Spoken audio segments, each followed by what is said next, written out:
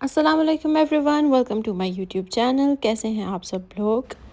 अच्छा, पिछले दिनों यहाँ पे बहुत ही प्यारा मौसम था। तकरीबन 1 डेढ़ हफ़्ता जो है ना, वो मुसलसल बारिशें होती रहीं और उससे मौसम जो है ना वो बहुत अच्छा हो गया था। अच्छा, रमज़ान आने वाला है तो मैंने कुछ चीज़ें वगैरह किचन के लिए ली थी। और ये तो ग्लव्स ये थे जो ओवन वगैरह के लिए यूज़ होते हैं, क्योंकि पिछले दिनों मैंने बेकिंग वगैरह की, मौसम अच्छा था तो अच्छी रेसिपीज़ बनाई थी। तो उसकी वजह से मेरे हाथ जो है ना काफ़ी जल रहे थे। तो मैंने सोचा कि ये इंसुलेटेड ग्लव्स जो होते हैं ये ले लूँ, ताकि थोड़े हाथों की जो है वो बचत हो जाए।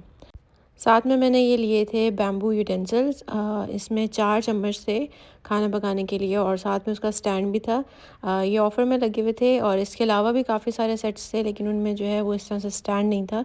तो मैं चाहती कि स्टैंड वाला हो, ताकि इन चम्मच को जो है ना वो ड्राई होने के बाद मैं इसी के अंदर रखूँ, ताकि ये सेपरेट रहें। और इस तरह से पड़े हुए भी जो है ना वो अच्छे लगेंगे काउंटर के ऊपर। ये सारी चीज़ें वगैरह मैंने ली थी, ताकि रमज़ान में ज़रा कुकिंग वगैरह भी ज़्यादा हो रही होती है, तो थोड़ा नई चीज़ें वगैरह इंसान यूज़ कर रहा होता है तो मज़ा आ रहा होता है। अच्छा, इसके अलावा मैंने ना एक डिश रैक भी लिया था। यहाँ पे ये जो पुराना वाला मेरा है ये 3 लेयर था। लेकिन ये ना हिल बहुत ज़्यादा रहा था, तो मुझे डर लगता था इसके ऊपर बर्तन वगैरह रखते हुए कि ये ना हो कि बर्तन किसी भी दिन गिर जाएँ। तो इस वजह से मैंने चेंज करके 2 लेयर जो है वो ले लिया था। अच्छा, 2 लेयर लेने की एक रीज़न ये थी कि एक तो थोड़ा सिमटा-सिमटा रहेगा, और दूसरा ये था कि कैबिनेट थी उसके ऊपर, तो जो सबसे ऊपर वाले लेयर थी उसके ऊपर बर्तन रखे ही नहीं जाते थे, प्लेट्स वगैरह। तो इस वजह से मैंने छोटा लिया, ताकि ईज़िली उसके ऊपर प्लेट्स वगैरह जो है ना वो रखी जा सकें। अच्छा, इसकी असेंबलिंग जो है वो बहुत आसान है। मेरे ख़्याल से आप लोगों ने भी जो घर में यूज़ कर रहे होंगे उनकी भी असेंबलिंग इसी तरह से की होगी आपने। पाकिस्तान में तो मोस्टली जो डिश रैक्स वगैरह होते हैं वो असेंबल हुए हुए ही शॉप से मिलते हैं। जो मेरे पास पाकिस्तान में था वो असेंबल हुआ हुआ ही था, और उसको हम लोग बस घर लाके सिर्फ यूज़ करना होता था। यहाँ पे थोड़ा-सा ये पैक हुआ हुआ था, तो इसको घर लाके इस तरह से अनपैक किया, और उसके बाद इसकी जो है नट्स वगैरह जो थे वो लगा के इसको रेडी कर लिया, और कोई इतना मुश्किल नहीं था, बहुत ईज़ी सा था, आराम से ये हो गया था 10-15 मिनट में।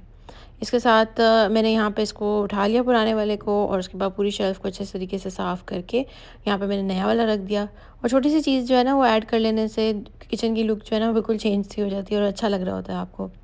अच्छा, मेरे ज़्यादातर जो बर्तन हैं हमारे पड़ोस में एक इंडियन फैमिली है। उनकी जो वाइफ़ है वो इंडिया गई हुई हैं किसी वजह से। तो मेरे रात को डिनर जो है वो हस्बैंड डेली उनको साथ-साथ देते रहते हैं, जो भी बना होता है घर में। तो मेरे ज़्यादातर जो बर्तन थे वो उन्हीं के घर गए हुए थे। तो यहाँ पे बस ये थोड़े से थे जो मैंने यहाँ पे सेट कर लिए थे। और इसके साथ चमचों का भी स्टैंड था, उसको आप लेफ़्ट या राइट जहाँ पे भी सेट करना चाहें तो कर सकते थे। अच्छा, यहाँ पे मैं बना रही थी एनर्जी बॉल, जो आजकल बहुत ज़्यादा फ़ेमस हुई हुई है। तो मैंने सोचा कि मैं भी ट्राई करती हूँ, और उसके लिए यहाँ पे मैं सब इंग्रेडिएंट्स वगैरह जो है वो इकट्ठे करके रख रही थी। अच्छा, अगर आपने पहले कभी नहीं बनाई हुई हैं ये तो आप मेरे साथ रेसिपी को फ़ॉलो करें, क्योंकि मैं भी पहली दफ़ा बना रही थी। तो जो गलतियाँ मैंने की हैं वो मैं आपको साथ-साथ बता दूँगी, ताकि आप वो मत करें। अच्छा, यहाँ पे मैंने बादाम और अखरोट जो है उनको क्रश कर लिया है, और बहुत बारीक नहीं किया, बल्कि थोड़ा-थोड़ा सा मोटा-मोटा सा ही रखा है। उसके बाद यहाँ पे मैंने डाला है घी। घी के अंदर मैंने डाली है खसखस, 2 टेबलस्पून खसखस है, और मैंने घी बहुत ज़्यादा नहीं यूज़ किया हुआ, देसी घी है। आप अगर ज़्यादा यूज़ करना चाहें तो ज़्यादा भी कर सकते हैं, लेकिन मुझे था कि थोड़ा घी का जो है ना वो इसमें क्वांटिटी कम ही रखूँ। उसके बाद 2-3 मिनट खसखस को भून लेने के बाद आपने इसके अंदर डाल देनी है थोड़ी-सी किशमिश, और यहाँ पे मैं डाल रही हूँ सफ़ेद तिल, और 3 टेबलस्पून मैंने सफ़ेद तिल लिए थे, और ये है अलसी के बीज, फ्लैक्स सीड्स जो होते हैं, वो भी मैंने 3 टेबलस्पून लिए हैं, और ये हैं चारों मगज़, ये भी 3 टेबलस्पून लिए हैं। तो ये तीनों चीज़ें जो हैं 3-3 टेबलस्पून डाली हैं। खसखस जो है वो मैंने 2 टेबलस्पून ही सिर्फ़ ली थी, और किशमिश जो है वो मुझे इतनी ज़्यादा पसंद नहीं है, तो मैंने बिल्कुल थोड़ी-सी डाली थी। अब आपने इन सब चीज़ों को अच्छे तरीके से भून लेना है। अच्छा, यहाँ पे मैंने क्या गलती की थी कि मैंने आँच बहुत तेज़ रखी हुई थी। तो आपने बिल्कुल भी आँच तेज़ करके भुनाई नहीं करनी है, बल्कि बिल्कुल हल्की-सी आँच रखनी है, ताकि इनको आप जो है वो कलर भी हल्का-हल्का देते रहें, और वो जले भी नहीं। अच्छा, उसके बाद वो सारा मिक्सचर जो है वो मैंने निकाल लिया ट्रे में। उसके बाद फिर मैंने थोड़ा-सा 2 टेबलस्पून घी डाला, और उसमें मैंने खजूरें डाल दी। अगेन यहाँ पे मैंने फिर यही मिस्टेक की थी कि मैंने आँच तेज़ रखी हुई थी। जैसे आप देख सकते हो कि धुआँ भी उठ रहा है। तो आपने आँच हल्की रख के करनी है, उससे ये जो खजूरें हैं ये पतली भी होती जाएँगी, थोड़ा-सा मतलब उसकी जो सख्त जो होती है खजूर वो नरम होती जाएगी, और उसके अलावा जलेगी नहीं। लेकिन मैंने बहुत तेज़ आँच की हुई थी, तो इस वजह से मेरी जो खजूरें हैं वो बहुत ज़्यादा एकदम से जलना शुरू हो गई थी। उसके बाद जब वो पैन ठंडा हो गया तो उसके अंदर दोबारा से, क्योंकि काफ़ी बड़ा पैन था तो मैं चाह रही थी कि मिक्सिंग में इसके अंदर ही करूँ, तो वापस मैंने खजूरें और नट्स वगैरह सारा कुछ डाल के इसको मैंने मिक्सिंग स्टार्ट कर दी। अब यहाँ पे मेरे से क्या गलती हुई हुई है कि मैंने खजूरें बहुत कम ली हैं, क्योंकि मैं चाह रही थी कि मीठा कम हो और फ्रूट्स जो हैं, ड्राई फ्रूट्स जो हैं वो ज़्यादा हों। तो इस वजह से मैंने खजूरें कम ली थी, लेकिन आपको खजूरें जो हैं जितनी भी मैंने क्वांटिटी ली थी उससे दोबारा मैंने आधी क्वांटिटी और ली। अब यहाँ पे आप देखें दोबारा मैंने 2 टेबलस्पून ऑयल लिया है और उसके अंदर अब मैंने दोबारा जितनी खजूरें पहले ली थी उतनी ही मैं दोबारा डाल के अब उसको हल्की आंच पे करूँ। अब हल्की आंच पे करने से ये होगा कि आप देखिएगा अभी खजूरें बिल्कुल नरम सी हो जाएंगी। तो उससे नरम खजूर हो जाने से उसकी बाइंडिंग जो है ना, जब हम उसके लड्डू बना रहे होंगे तो वो लड्डू बनाना भी आसान हो जाएगा और साथ साथ वो बिल्कुल नरम सी हो जाएगी। तो इस वजह से हल्की आंच पे आपने जो है खजूरों को इस तरह से मैश करते जाना है।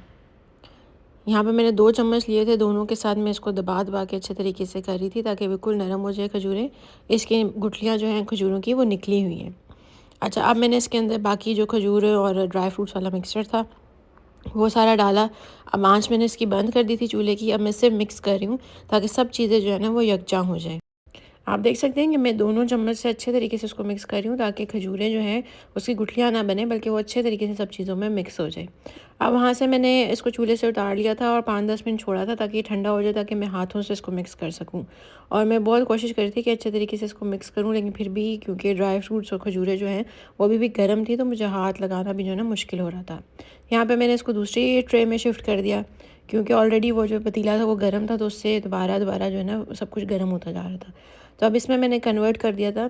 अब अच्छा, इसकी मिक्सिंग का सबसे अच्छा तरीका ये है कि आप ड्राई फ्रूट जो है ना उसको इस तरह से दबा दबा के खजूरों के ऊपर लगाते जाएँ ताकि वो उसके अंदर जो है ना अच्छे से तरीके से चिपकता जाए, क्योंकि खजूरें जो है स्टिकी होती है तो उसके अंदर जो है ना वो अच्छे तरीके से ड्राई फ्रूट सारा जो है वो मिक्स होता जाएगा। इस तरह से आपने जिस तरह आटे को मसलते हैं उस तरह से करते रहना है और सारी जो खजूरें हैं और ड्राई फ्रूट्स हैं वो एकदम मिक्स हो जाएगा। इसके अंदर अगर आप और भी नट्स डालना चाहें तो वो डाल सकते हैं, जैसे काजू डालना चाहें तो वो भी डाल सकते हैं। जो जो चीज़ें आपको पसंद है वो आप ऐड कर सकते हैं। अच्छा, यहाँ पे मैंने हल्का सा घी जो है ना वो ऑयल सॉरी हाथों पे लगाया था और अब मैं इसकी बॉल्स बना रही हूँ। अच्छा, मैंने बॉल जो है ना वो काफ़ी बड़े साइज़ की बना ली थी, तो अगर आप चाहो तो थोड़े इससे आधा साइज़ बनाओ, क्योंकि ये खाने में ना थोड़ी हैवी होती है। तो आप इसे आधा साइज़ भी बना सकते हो तो वो खाना ज़रा ज़्यादा आसान रहेगा। अच्छा, मैंने जो रेसिपीज़ देखी थी उसमें घी बहुत ज़्यादा डला हुआ था। ऑल्दो मैंने भी इसमें काफ़ी घी डाल दिया, तकरीबन 6 टेबलस्पून तो घी डाल ही दिया था मैंने भी। लेकिन जिसमें जितनी रेसिपीज़ मैंने देखी थी उसमें 1 पाव तक तकरीबन घी जो है ना वो डाला हुआ था। लेकिन मुझे लगता है इतना ज़्यादा घी जो डाल के ना ऑलरेडी इतने हेवी लड्डू बन जाते हैं, तो अगर आप और ज़्यादा घी डाल देंगे तो और हेवी होंगे। तो यहाँ पे ये मेरे लड्डू जो हैं वो रेडी हो गए हैं। इसको डेली एक आप खाएँ तो आपके बालों के लिए, स्किन के लिए, आपकी इम्यूनिटी के लिए, हर चीज़ के लिए बहुत अच्छा है। यहाँ पे मैं इसको चाय के साथ खा रही थी और मैंने ना इनको हाफ़ करके रख लिया था क्योंकि ये बहुत बड़े लड्डू थे। आई होप आपको वीडियो अच्छी लगी होगी। नेक्स्ट वीडियो तक के लिए अल्लाह हाफ़िज़।